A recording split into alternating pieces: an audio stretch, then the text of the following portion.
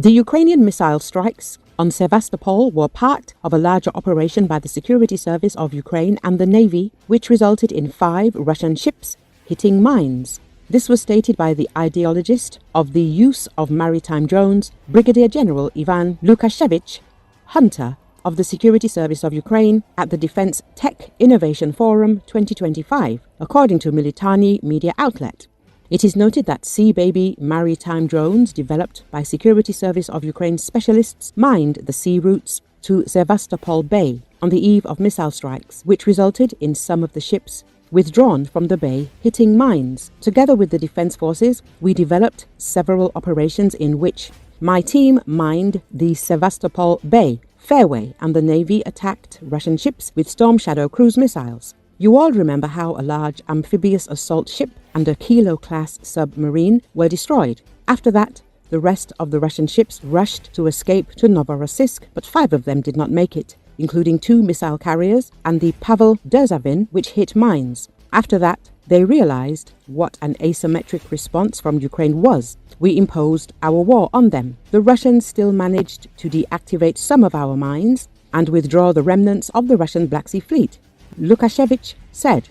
Brigadier General showed previously unreleased footage of a modified Sea Baby drone carrying 2 bottom mines that can be deployed on the fly. The munitions can be identified as Italian 220 kg MN103 Manta non-contact bottom mines by their distinctive design. Developed in the 1970s, the mine is made in a fiberglass casing, which makes it difficult to find. It is rigged with 130 kilograms of explosives, which are triggered by an acoustic and magnetic sensor system. The depth of the mine on the bottom can vary from 2.5 to 100 meters, which means that it threatens even submarines. At the same time, the delayed activation time can reach 63 days, meaning that ships can sail right over it for 2 months without any problems. Last June, the Wall Street Journal, citing SSU sources, revealed details of an operation in which Sea Baby maritime drones planted more than 15 underwater mines near the Crimean waters on routes used exclusively by Russian warships.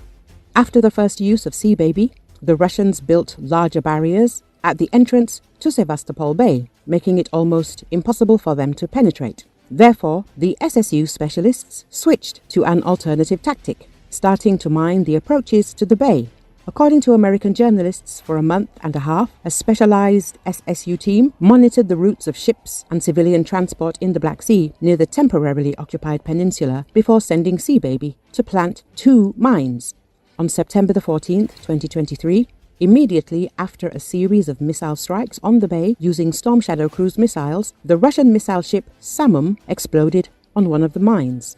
After that, about 15 more mines were laid in the Sea Baby over the following weeks. During one of the flights, a Ukrainian drone detected by 3 Raptor-class patrol boats opened fire with a grenade launcher, hitting the enemy boat, journalists wrote, citing a conversation with Ivan Lukashevych.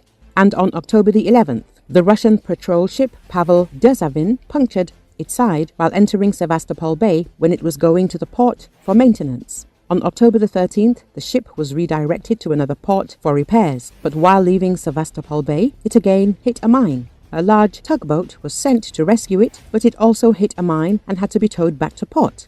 According to the WSJ, a few days later, the explosion also damaged the newest reconnaissance and hydrographic ship Vladimir Kozitsky.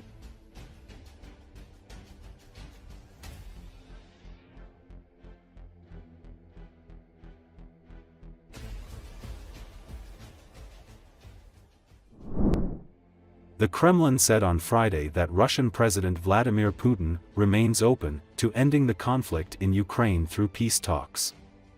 We have our goals related to our national security and national interests, and we are ready to achieve our goals through peace talks, Kremlin spokesman Dmitry Peskov said.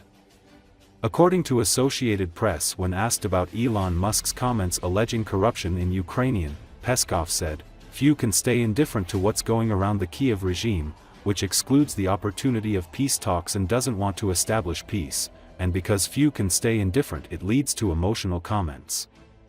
Peskov said that details had yet to be worked out on a potential meeting in Saudi Arabia between Putin and US President Donald Trump.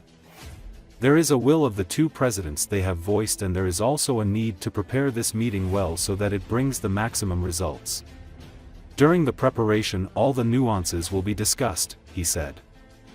When asked about a claim that Russia called for the withdrawal of NATO troops from Eastern Europe during US-Russian talks this week, Peskov denied that, but reaffirmed Moscow's longtime concern about the deployment of the alliance's forces on the eastern flank.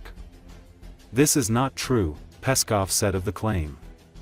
Our position regarding the expansion of NATO's military infrastructure toward our borders, carried out in nearly 10 waves over several years, causes a great concern. Our position is well known, it's not a secret to anyone, he added. Мало кто может оставаться равнодушным к тому, что происходит вокруг киевского режима, который исключает возможность мирных переговоров и не хочет заниматься налаживанием мира. И, конечно же, поскольку многие не остаются равнодушными, это находит свое отражение в очень эмоциональных высказываниях. Президент Путин остается открытым для урегулирования вокруг Украины посредством мирных переговоров.